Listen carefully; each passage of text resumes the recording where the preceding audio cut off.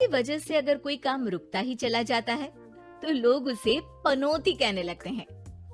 अरे आज हम लोगों की जूस की फैक्ट्री का माल ट्रक में लद कर शहर जा रहा है। डिलीवरी होते ही पेमेंट भी आ जाएगी। लाखों रुपए का माल है। लेकिन थोड़ी ही देर में रितु का पति दौड़ता हुआ आता है। पिताजी, पिताजी, वो जूस से भरा ट्रक पलट गया। सारा जूस पास की नाली में बह गया। हे भगवान, तेरी शादी के बाद ये पहली बार ऐसा हुआ है। मैं तो बोल ही रहा था कि इस लड़की की कुंडली बनवा लो। देखा, आए दिन नुकसान। बेचारी रितु पर्दे के पीछे से ससुर की बात सुन रही थी, लेकिन करती भी तो क्या, कहती भी तो क्या। अरे रितु, क्यों उदास होती हो? मुझे भरोसा है तुम ही मेरे घर की लक्ष्मी हो। अरे मेरे पैर में चोट लग गई है। रितु जरा चल डॉक्टर को दिखाते हैं। रितु सास के साथ डॉक्टर के घर जा ही रही होती है कि उसका पैर फंस जाता है और वो सास पर गिर जाती है।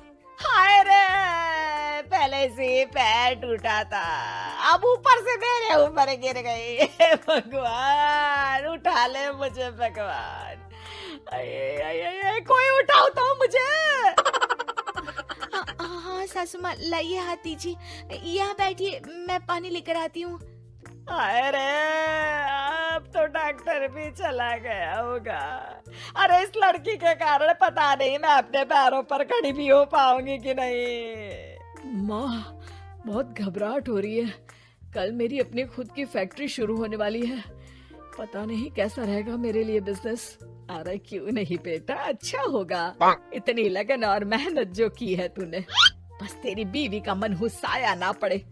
अरे जब से आई है कुछ ना कुछ मनहूस होता ही चला जा रहा है। कैसी बात कर रही हो माँ? एक तो वो अपना घर परिवार छोड़कर हमारे लिए यहाँ आई है, और तुम हो कि। दिन बीतते हैं और एक दिन। निकल इस घर से, मैं कहती हूँ निकल। जब से यह लड़की मेरे घर की बहू बनी है, हर जगह घाटा, हर जगह नुकसान। कभी सास का पैर टूट रहा है तो कभी जूस का ट्रक ही गिर जा रहा है। अरे अब तो हद ही हो गई। मेरे बेटे का इतना भारी एक्सीडेंट कि वो कोमा में चला गया। वो तो शुक्र है कि जान बच गई। नहीं नहीं, हम ऐसी लड़की को अपने घर में रख ही नहीं सकते। अब तो रितु को भी लगने लगता है कि वो मनहूस है। वो चुपचाप घर छोड़कर निकल जाती है। चलते चलते रितु एक जंगल में झोपड़ी में पहुंच जाती है, जहां एक साधु तपस्या कर रहे होते हैं। आ गए बेटी, क्यों परेशान होती है? ये तो जीवन का नियम है। इंसान हमेशा नकारात्मक चीजों को ही सुनता, देखता और समझता है। किसी की अच्छाई उसे नजर ही नहीं आती। आपने मुझे बेटी कहा है तो शरण भी दे दीजिए बाबा। मैं आपका सारा काम कर दिया करूंगी, बस आपके जीवन में मेरे जैसी बेटी की वजह से कुछ बुरा ना हो। साधु आंख बंद करके मुस्कुराता है और रितु उनके घर की बेटी बन जाती है। पिताजी, भोजन तैयार है, आकर खा लीजिए। बेटा, जो भोजन तूने बनाया है उसमें सांप का जहर है, वो खाकर मैं मर सकता हूँ। नहीं नहीं पिताजी, खाना तो मैंने अपनी आंखों के सामने बनाया है, यहाँ तो कोई सांप आया ही नहीं। ठीक है, फिर ला मैं खा लेता हूँ। साधु खाना खाने जाता ही है कि खाना रितु के हाथ से गिर जाता है और वो खाना बिल्ली खा जाती है। बिल्ली उस खाने को खाती ही मर जाती है। नहीं पिताजी, मैंने खाने में जहर नहीं मिलाया। मुझे इस बात का पता नहीं पिताजी। मैं ये बात जानता हूँ, खाने में जहर का मिलना और इस खाने का गिरना ये तो पहले से ही तय था। इसमें तुमने कुछ नहीं किया है बेटी। रितु समझ नहीं पाती कि क्या हो रहा है।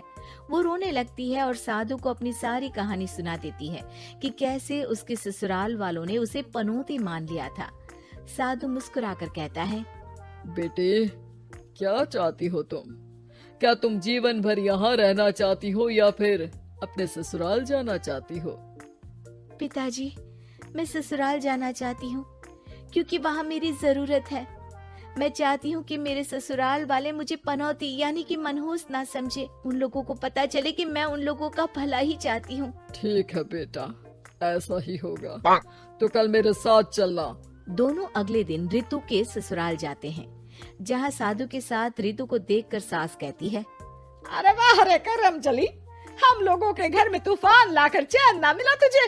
जब जादू टोटका करने के लिए ये बाबा बाबा बुलाकर किसी को लेकर आई है। नाना माँ जी, ये तो मेरे धर्म के पिताजी हैं, मुझे ससुराल वापस छोड़ने आए हैं। ये तो बस पिता का धर्म निभा रहे हैं, इन्हें कुछ मत कहिए। वाह जी वाह, 4 महीने बाद आज ही अपने पैरों पर खड़ा हुआ हूँ और ये मनहूस फिर से आ गई। इस बार क्या जान लेके जाएगी? अरे मेरी भी सिर्फ टांग में फ्रैक्चर था, अब ये आ गई है तो पक्का टांग काटनी ही पड़ेगी।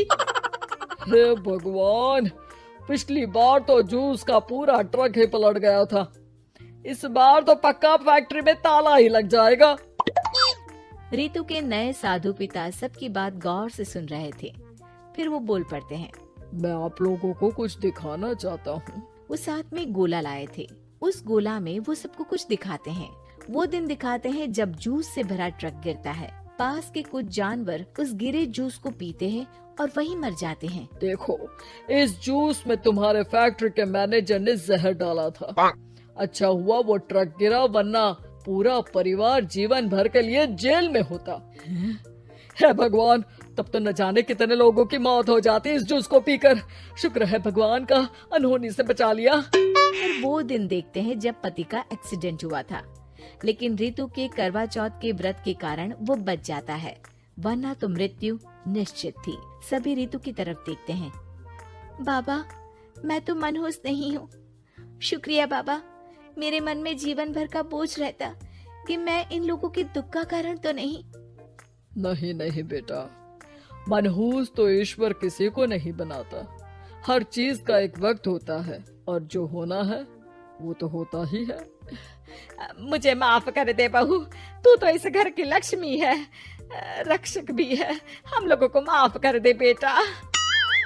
रितु को ससुराल में छोड़ बाबा वापस चले जाते हैं।